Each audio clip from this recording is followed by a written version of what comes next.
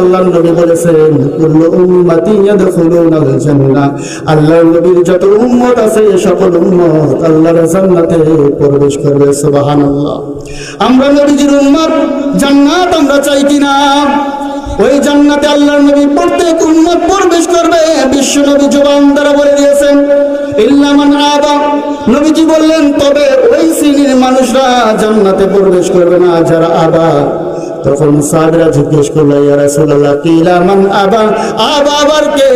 নবী সাল্লাল্লাহু আলাইহি সাল্লাম বললেন ফাকাদ আসানি দাখালাল জান্নাহ, যারা আমি নবীর অনুসরণ করবে, নবীকে মেনে নেবে, তারাই জান্নাতে প্রবেশ করবে। ওমান আসানি ফাকাদ আবা, আর যারা আমি নবীকে অনুসরণ করবে না, নবীর আনুগত্য করবে না, এই সব বান্দারা কখনোই জান্নাতে প্রবেশ করবে না।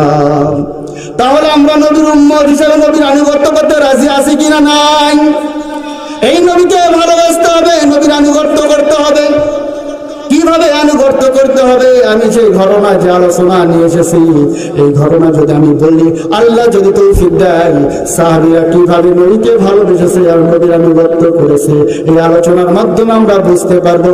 যদি আলোচনা শুনে আলোচনার মাধ্যমে আমরা বুঝতে পারি আর ঈমানকে নবায়ন করতে পারি, নবীর খাঁটি উম্মত যদি আমি আপনি হইতে পারি, নবীজির ঘোষণা অনুযায়ী আমরা সবাই আল্লাহর সুমহান জান্নাতে প্রবেশ করতে পারবো ইনশাআল্লাহ তাআলা।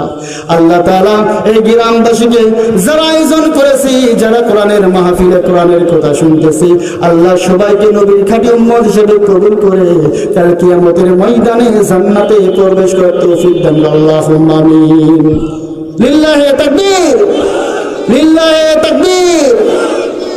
আল কোরআনের আলো, আল কোরআনের আলো সংসদে জ্বালো, দেশের মাথায় কোরআন থাকতে হবে, তাহলে কোরআনের আইন চালু হলে নবীর উম্মত সহজে হওয়া যাবে। ঠিক কিনা?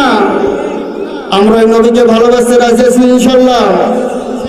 নবীজি সাল্লাল্লাহু আলাইহি সাল্লাম যখন দাওয়াত দিয়েছিলেন ইয়া আইয়ুহান নাস কুলু লা ইলাহা ইল্লাল্লাহ দাখালাল জান্নাহ, হে মানুষেরা যদি বলো লা ইলাহা ইল্লাল্লাহ, আল্লাহ ছাড়া কোনো মাহবুব নাই, তোমরা জান্নাতে প্রবেশ করবে। আবার মক্কার জমিনে ঘোরে, রাস্তার পাশে যায়, বাজারে যায়, নবীজি বলে ইয়া আইয়ুহান নাস কুলু লা ইলাহা ইল্লাল্লাহ তুফলিহুন, যদি জবান দিয়ে তোমরা বলো লা ইলাহা ইল্লাল্লাহ, তোমরা সফলকাম হয়ে যাবে। সুবহানাল্লাহ। নবীজি দাওয়াত দেওয়া শুরু করলেন, কাফেররা নবীজির বিরুদ্ধে দাঁড়িয়ে গেল। নবীজি মক্কায় দাওয়াত দিয়েছেন, বদরাজ করে নাই। নবীজিকে বড় ঘটনা বলে মাকসাদ না, মক্কায় থেকে নবীকে